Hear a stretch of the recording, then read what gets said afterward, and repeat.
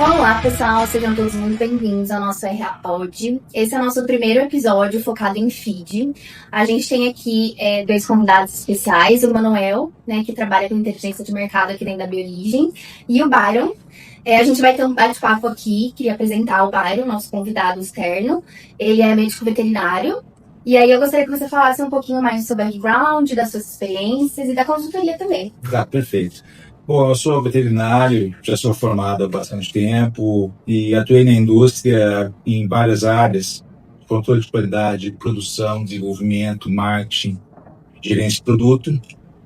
E em função dessa experiência, vamos dizer, dessa amplitude de atividades, eu acabei naturalmente migrando para a área regulatória. Então, eu estive por 24 anos na indústria. E desde 2006, a empresa que eu atuava ia ser vendida, e eu acabei indo para o mercado como consultor. Já estou há 19 anos nesse segmento e justamente buscando sempre oferecer e buscar realmente me adaptar àquilo que é necessidade do mercado, seja alimentação animal, produtos veterinários, vacinas, diagnóstico, parte de desenvolvimento de negócios. Então, sempre buscando juntar todos os segmentos e tendo um regulatório que é sempre uma trava ou não, conforme o assunto que se trata. Legal, bacana. Ô, Byron, aproveitando assim essa questão, né, do universo regulatório, a gente sabe que existem várias regulamentações que são bem complexas, são muito difíceis a gente achar brechas, né, a gente conseguir interpretar de uma forma que seja para o negócio. Existe alguma legislação que você acha, nossa, essa aqui é realmente muito desafiadora? E o que você acha que contribui para ela ser tão desafiadora dessa forma? Pensando mais no universo de alimentação animal mesmo. Claro.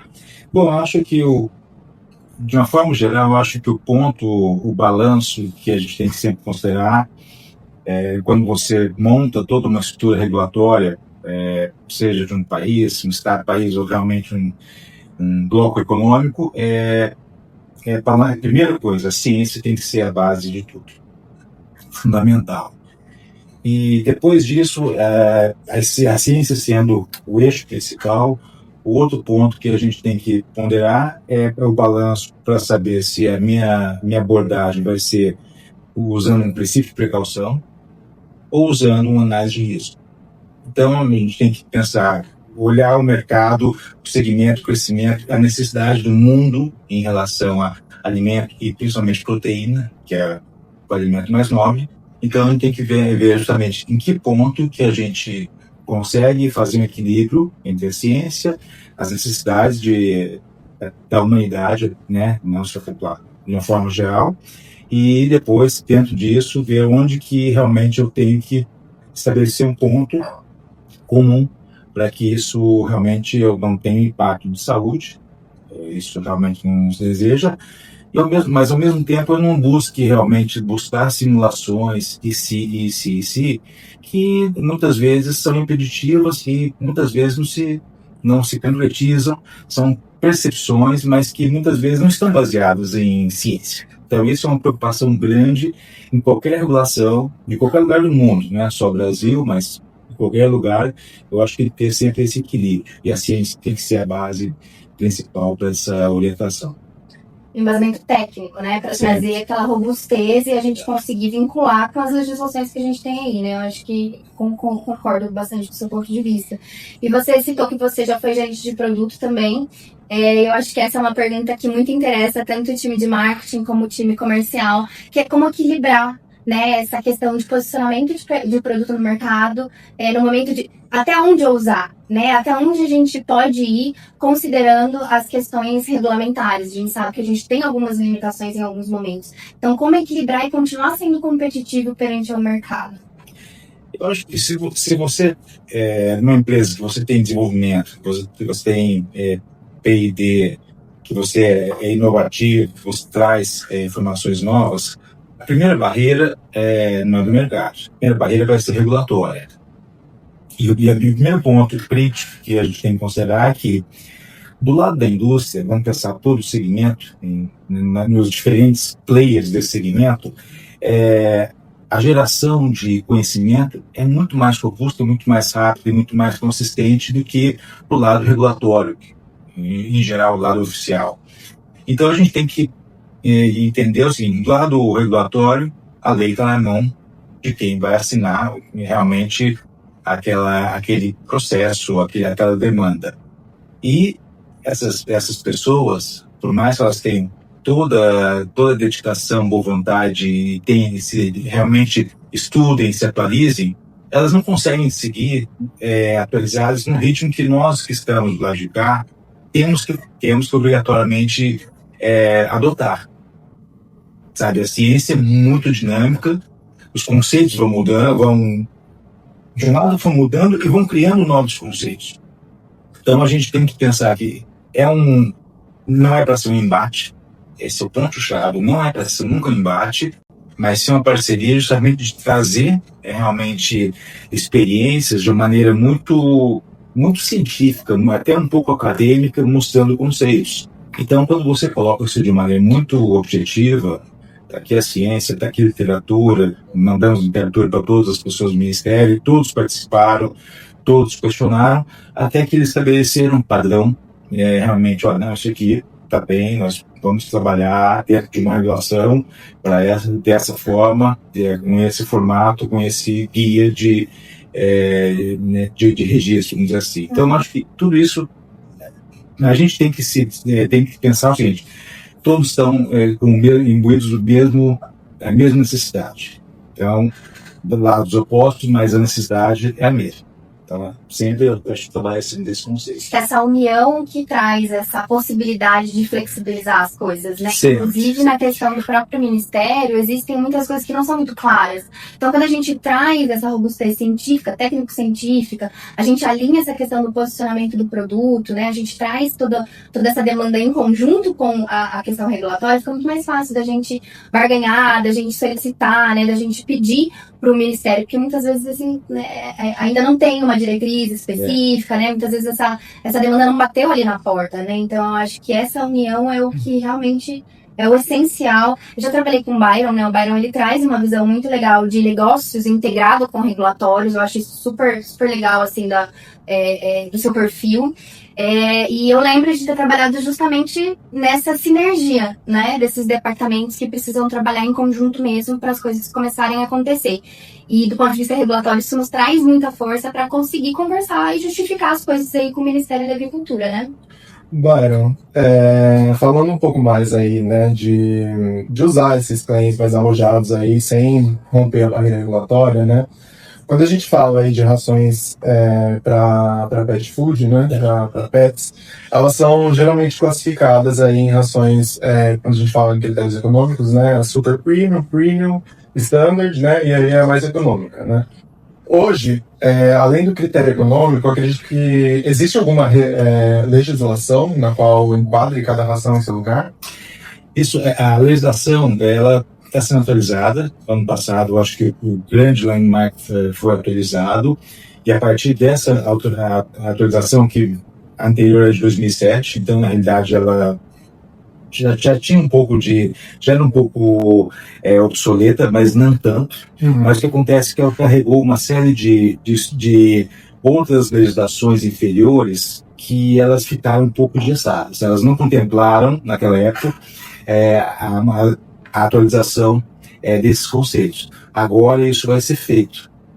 Então, no momento que a gente sai realmente a lei maior, e agora tem que rever todos os regulamentos infra, é o momento de se fazer esse ajuste, é o momento de se adotar uma abordagem que você pense liberdade econômica, com a técnica, e sem criar amarrações que não justificam. Até porque já existe um conceito geral, né? Essas ações são para animais de companhia, então elas não estão dentro da cadeia de suprimento para produção de proteína animal, para consumo humano. Então você já tem uma análise de risco, bem estabelecida, isso no mundo inteiro isso é assim que funciona. Não vamos comentar se eventualmente isso pode ser por questão de Coreia ou China, mas são particularidades, mas são questões que justamente você consegue já colocar dentro dentro de uma estrada bem definida. Então, se você não permite essa contaminação de conceitos, de impressões, se você trabalha só com a técnica, eu acho que aí você dá liberdade para o mercado fazer essa mobilidade, né? E principalmente nesse caso específico dos tipos de ração, você definir os parâmetros com alguma flexibilidade, você definir claramente com alguma flexibilidade, porque isso aí você pode produzir um regulamento hoje e daqui a um mês você tem um outro conceito, né? Seja através da própria formulação da ração, como eventuais aditivos que você pode aportar nela. Então você tem uma série de questões que são muito dinâmicas. Então, uma certa janela de flexibilização com a sustentação técnica é necessário para esses regulamentos que vêm para ser utilizados. Muito bom. E pegando esse gancho, né? Hoje em dia no mercado de pet food, né, falando bastante de pet food porque a gente trabalha bastante, né, com esse nicho. Mas hoje em dia no mercado de pet food, né, um nicho que tem crescido muito aí de maneira muito veloz é o nicho de rações frescas, né?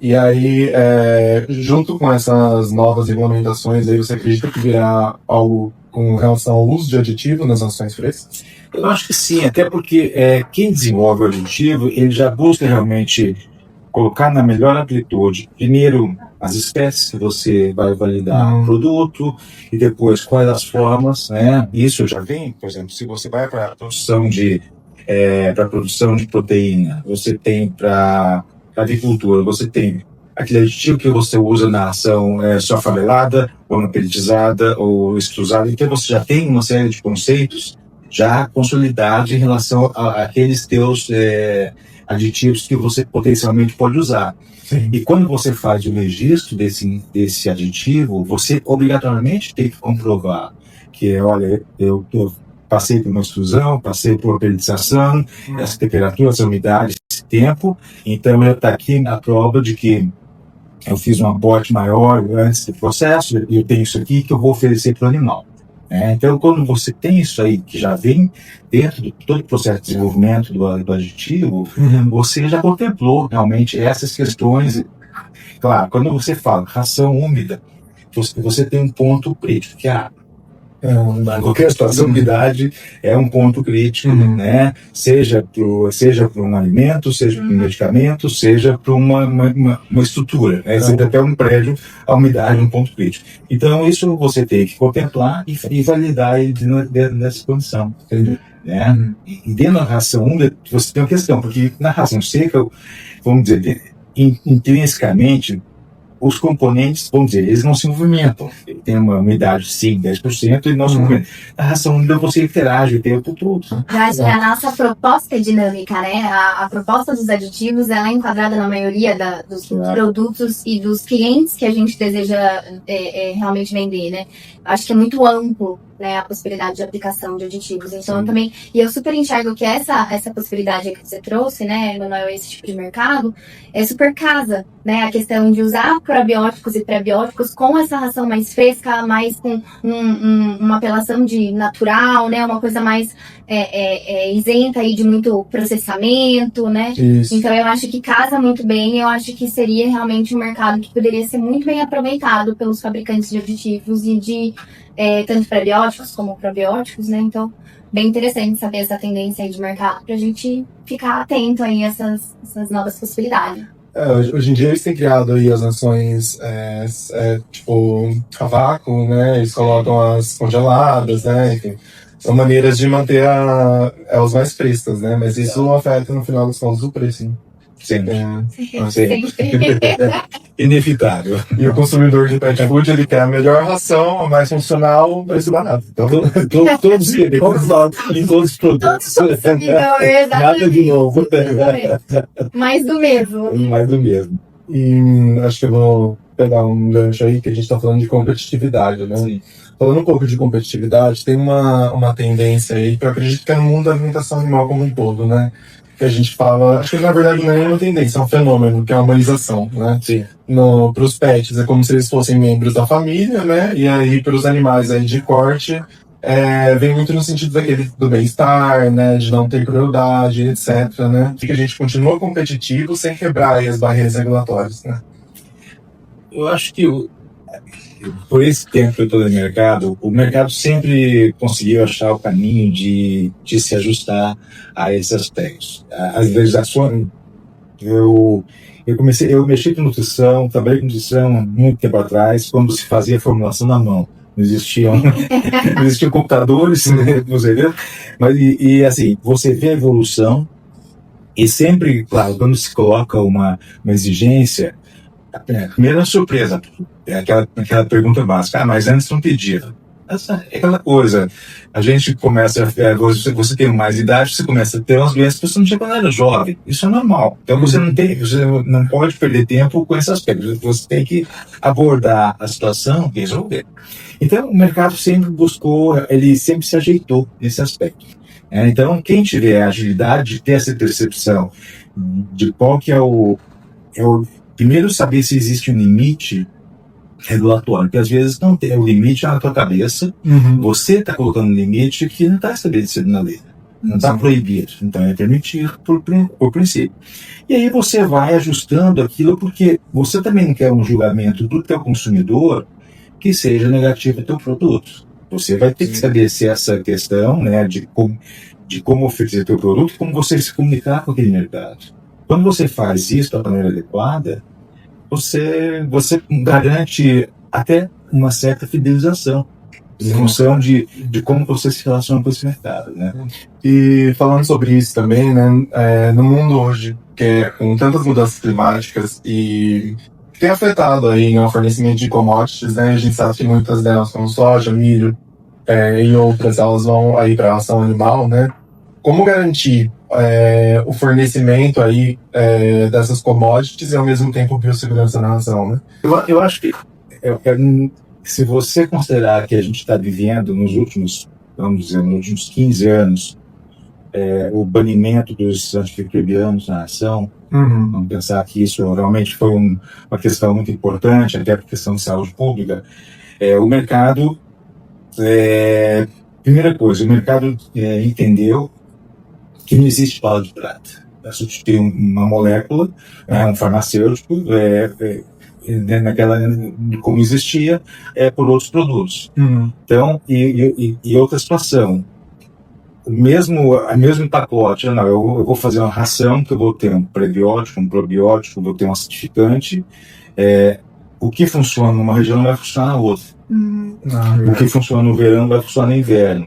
Então, isso hoje requer muito mais envolvimento e conhecimento dos profissionais, seja das empresas provedoras, como fabricante de ração, ou integradores, ou realmente quem está na ponta, de muito mais, assim, um ajuste fino para entender.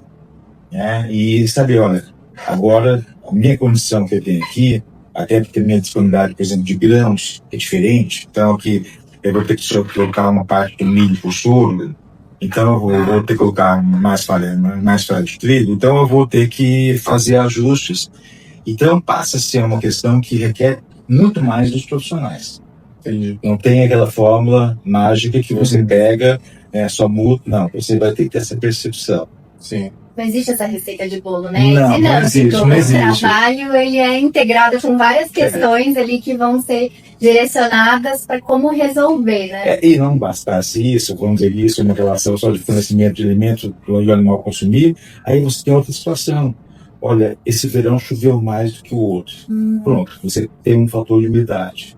Esse foi mais seco, foi mais frio. Então você coloca uma série de elementos dentro do mesmo pacote. Se você não tiver a sensibilidade de perceber, olha, isso aqui pode estar fazendo uma diferença, então talvez eu tenha que fazer uma alimentação mais energética. Isso vale inclusive para cães. Agora eu tenho uma temperatura média mais baixa do que foi 1 ano, 5 anos, então talvez eu tenha que botar mais energia. Sim. Então essas sutilezas é que Isso é um grande desafio da parte de desenvolvimento.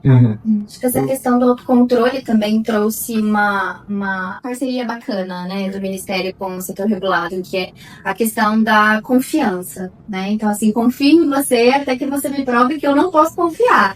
Então, acho que esses sistemas aí, né, que giram muito em torno dessa questão do autocontrole, eu acho que eles são bem bacanas para estreitar mesmo os laços do Ministério do setor regulado e fazer uma coisa que seja mais positiva para todo mundo. Então, a gente quer a liberdade, só que com responsabilidade, óbvio, mas também podendo explorar um pouco mais de flexibilidade em algumas coisas, até o prazo dos nossos registros, né, que agora se tornaram indeterminados, né, a questão do tipo de renovação, enfim, que a gente precisava fazer. Então, eu acho que ficou muito mais tranquilo em alguns aspectos e muito mais aquela questão de autorresponsabilidade mesmo no setor regulado, né? Então, eu acho que foi bacana. Se você pensar que quando você começa a empresa, um dos documentos que é compulsório no processo de registro é que o responsável técnico declare que ele é responsável por aquilo. Exato. Isso nunca deixou de existir desde sempre. Então, a gente tem, mas agora isso é muito mais claro, que agora, vamos dizer, todo mundo sabia disso, ninguém pode dizer que não sabia. Mas agora, você é responsável, você responde por isso. Eu acho que isso ajuda a dar maturidade no mercado. Ajuda a desenvolver também o próprio responsável técnico e integrar um pouco melhor no dia a dia dele essa responsabilidade de desenvolver essa sistemática que funcione, né?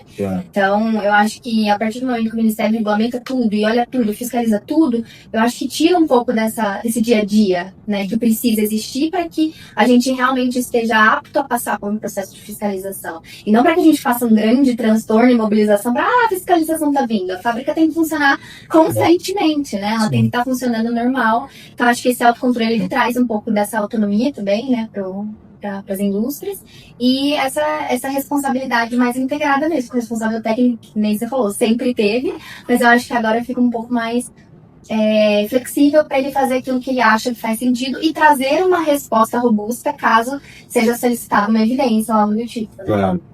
Isso eu acho que o mercado agradece.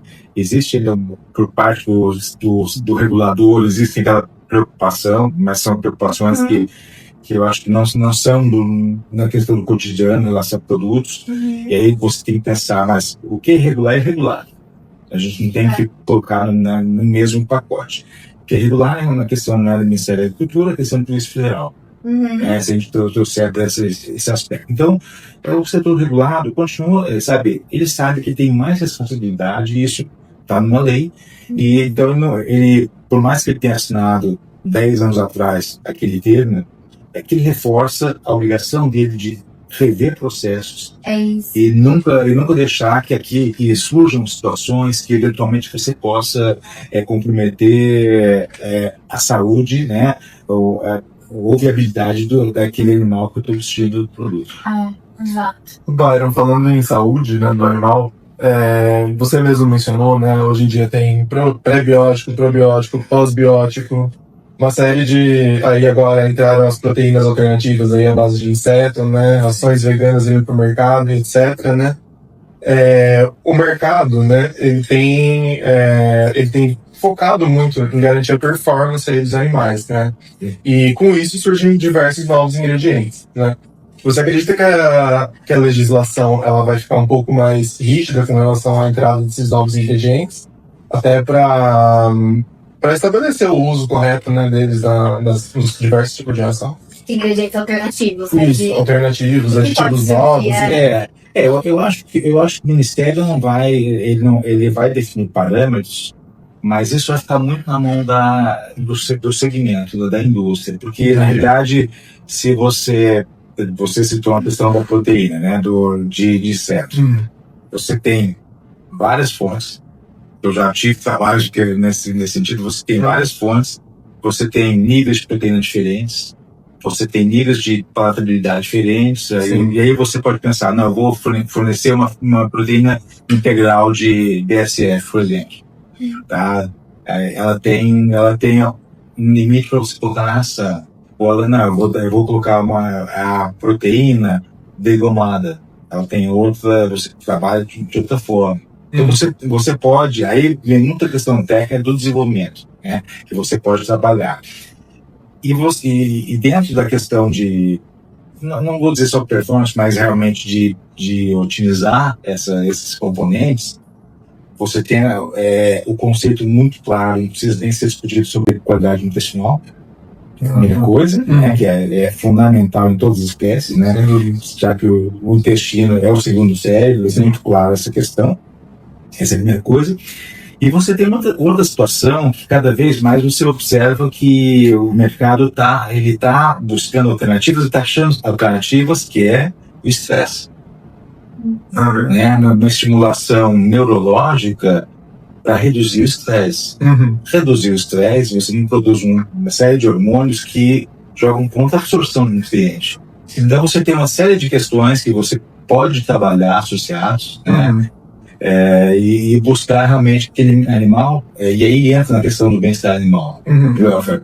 Então você colocou o animal dentro de uma condição de melhor conforto dele, melhor conforto ele usa melhor o nutriente. Deve entender aquela aplicabilidade correta. Acho que basicamente a estrela é o P&D, né? É o nosso desenvolvimento, porque eu acho que ele realmente está no centro como principal para dar robustez, tanto para a parte de assuntos regulatórios, quanto para trazer esse alinhamento comercial com regulatórios. Eu acho que o P&D é a cola, digamos assim, né? Entre os outros departamentos, ele é aquele ponto principal que vai unir e munir todo mundo, né? Então, isso é bem bacana, a gente tem um P&D sensacional, então eu acho que é interessante a gente trabalhar em conjunto, né? Trazendo sempre essa união dos departamentos, isso é o que faz as coisas acontecerem da melhor forma, né? E aí, aproveitando só esses comentários que você fez, inclusive da parte, né, de produtividade, com eliminação de gases e tudo mais, eu queria entender um pouquinho da parte de sustentabilidade. A gente sabe que é um assunto super em alta, ele é extremamente importante, principalmente na Europa, ele já é uma tendência há muito tempo.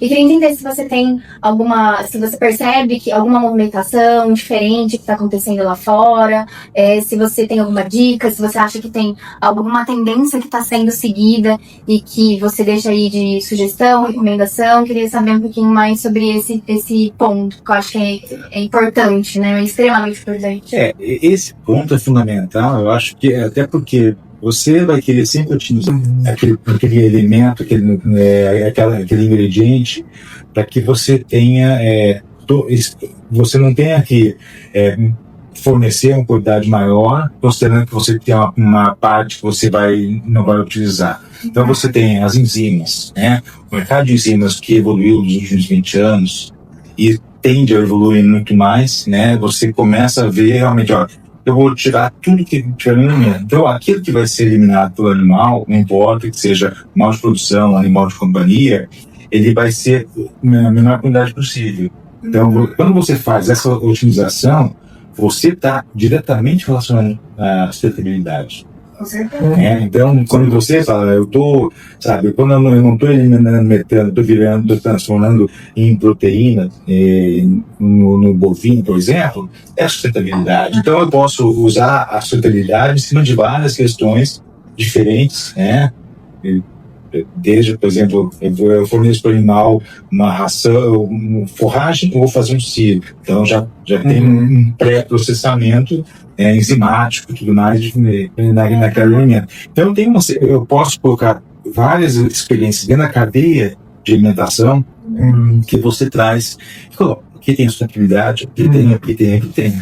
Então isso é fato. Acho que muito em conta pelo conceito de One Health, né? Uma saúde para todos, né? Por exemplo, se a gente está focado aí no bem-estar animal, né? E quer que o animal otimize os ingredientes que ele está consumindo, etc., excrete menos substâncias tóxicas para o ambiente, por consequência, ele tem que ter uma alimentação positiva. Então, aí o monocultivo de soja, milho, trigo, né? Ele tem que ser um pouco mais sustentável, né? Não pode levar tanto agrotóxico, né? E aí a cadeia toda é afetada, né? Até porque, muitas vezes, é custo para eles. Então, se você puder ter uma variedade que tenha resistência, então, essa semana estava tendo um artigo que era de não tem nada a ver com animal, tem a ver com a gente, com uma varietal que na Califórnia desenvolveram de uva eu gosto de vinho, então eu sou suspeito. Então eles desenvolveram variedade, pegaram algumas variedades de uva, conseguiram fazer realmente uma variedade híbrida que era resistente a um tipo de praga na vinha. Então isso, e sem qualquer alteração, simplesmente fazendo cruzamentos. Então isso, a área de genética vegetal tem um papel fundamental. Quando eu consigo, por exemplo, ter um grão, um teor maior de proteína, e se essa proteína é biodisponível pelo animal, eu tenho uma série de questões que várias áreas podem ajudar nisso de maneira conjunta, né? E é necessário, né? Porque a gente sabe que a população está crescendo, né? E a produção de alimentos, acredito que não vai acompanhar, né? Pelo menos a produção de proteína, né? Hoje em dia, então aí é super necessário a gente otimizar o máximo possível. Mas mesmo que a população estivesse crescendo, se você fala assim, olha, eu tenho que prover uma quantidade de proteína, você tem a população faminta no mundo inteiro. Então você não precisa crescer a população, você pode falar assim, olha, essa população tem direito a receber tantas gramas de proteína por dia que não recebe. Sim. Então você já tem uma obrigação um pouco moral e ética com essas pessoas. Então é onde volta a questão da análise de risco. Porque se eu começo a fazer limitações baseadas assim, em percepções de quem já tem o alimento na mesa, né, quem tá alimentado, e aquela decisão vai diminuir a oferta de um determinado alimento, eu tenho que pensar num ponto de vista ético. Sim. Eu não posso dizer, tá bom, isso aqui é bom. Não. Na questão de sustentabilidade, ainda pegando, né, a gente sabe que tem muitos lugares aí que estão na vanguarda, né? Você acredita que vai vir alguma atualização na legislação brasileira com relação à produção de aditivos, mesmo ração aí? Alguma coisa muito nova, assim? Eu acho que dentro daquilo que nós conversamos, né, com o decreto, e a necessidade de fazer todas as atualizações da legislação infra, isso certamente vai vir essa discussão. Legal. Acho que vai vir. Mas dentro de uma visão de liberdade econômica, o Ministério ele tende a ter uma regulação até um certo ponto, e depois cada empresa, cada grupo vai poder ver onde explorar e onde oferecer suas particularidades. Sim. Porque as possibilidades são infinitas, né? Que nem você falou, são várias etapas que você pode verificar, né? Esse tipo de ganho, de processo sustentável mesmo. Acho que tem uma tendência, tem aqui embalagens também, claro. A gente sabe que essas normativas complementares do Ministério estão para soltar várias, né? Então a gente tem o decreto que foi atualizado e ele traz, aí ele é o topo do guarda-chuva, digamos assim, tem várias coisas embaixo, né? Então, acredito que vai sair alguma coisa até no âmbito de rotulagem, algo do tipo, mas eu acho que existe essa liberdade, acho que são esses dois pontos, né? Acho que vão ter algumas tratativas regulatórias sim, e alguns pontos específicos, imagino eu que num âmbito mais de embalagem, talvez, alguma coisa mais sustentável aí nesse nível, e eu acho que existe essa questão aí de flexibilidade do negócio mesmo, para você entender qual que é a sua eficiência e onde você consegue ter ganho, onde você consegue explorar de maneiras mais eficientes, né? Até porque quando você coloca ingessa a área de P&D, você limita a criatividade. Exato. Então, você tem que ter esse equilíbrio e o regulador ele tem que pensar qual é a função dele. A função dele é regular o mercado ou a função dele é garantir para o consumidor que tem um produto seguro? Porque se ele garantiu, e a função dele como regulador, ele tem que garantir que o consumidor tenha produtos seguros. Sim. Tá? O produto pode nem ser eficiente, o mercado vai banir. Mas uma visão muito objetiva. O mercado tem que receber produtos seguros. Essa é a função do regulador que está lá, sendo no Ministério da Agricultura, você vai ver a função dele. Você vê a Anvisa, é a mesma questão. Com relação ao uso de human grade, né, ingredientes aí que podem ser consumidos também pelos humanos, né? Principalmente tem sido muito usado em fast food, né? E aí tem as duas perguntas, né? Você acredita que deve haver uma limitação de quais ingredientes que podem ser consumidos por humanos utilizados na ração de fast food, né? E se você acha que essa alimentação aí que se aproxima mais a dos humanos, né, que está indo para pet também, deve cascatear em termos de qualidade de ingredientes para as outras espécies aí? Eu acho que o padrão mínimo vai ser estabelecido, com certeza, e tem aí vai vir aquela situação que você tem que contemplar o seguinte: o teu consumidor, o animal que vai receber esse produto, se realmente está dentro do perfil nutricional dele. Então a gente pode colocar a questão de fornecimento de ração vegana para gatos e animais morrendo. Então, se você traz uma percepção e quer impor no animal que tem outra biologia, outras necessidades, você corre o risco de cometer esses erros. Então, sempre vai ter que ser o bom senso de baliza isso aí, e o fabricante ele vai ter que ter essa percepção. Qual que é o limite que ele considera que seja aceito, que você não vai suprimir a necessidade nutricional do animal, que esteja dentro do conceito do humano, do proprietário e tudo mais. Então, sempre vai ser o equilíbrio em relação a tudo isso aí. Mas, primeiro, pensando no que o animal precisa. Eu acho que existe essa correlação, né, de que seria seguro, por exemplo. Eu acho que na questão de segurança, sim, mas na questão da eficácia ligada, né, com a espécie, entra muito nessa questão do que faz sentido para aquele animal, né, quais são as necessidades dele, o que pode, o que não pode, porque dependendo daquilo, às vezes a gente consome, mas eles não podem consumir, né? Então, além da restrição, existe a questão da adição de coisas que não são realmente recomendadas, né? Sim. Então, eu acho que fica, assim, nesse âmbito de que existe a segurança, porque se ela está comprovada para a utilização do setor humano, ela é uma substância segura, mas existe esse universo da aplicabilidade para cada espécie, né? Tanto em relação à restrição, quanto em relação àquilo que está sendo adicionado também. É um conjunto de fatores, né, que tem que estar em sinergia. E aí uma cabelo que não está no supermercado, que é o bom senso, a gente não vai ter que estar o tempo todo fazendo, justamente balizando isso aí, porque às vezes uma eventual oportunidade que você veja pode te prejudicar todo o restante do teu portfólio. É verdade. Então você tem que sempre fazer essa ponderação no que é o micro e o macro. Que às vezes uma oportunidade pode ser uma coisa que passa e de repente ninguém mais fala. Então tudo isso eu acho que é o bom senso para você fazer essa análise, né? Muito bom. Bom, pessoal, acho que é isso, né? Acho que muito obrigada pela sua presença, pela participação, por ter vindo até aqui, né? Se deslocado e ter se disponibilizado para participar do nosso RA Pod.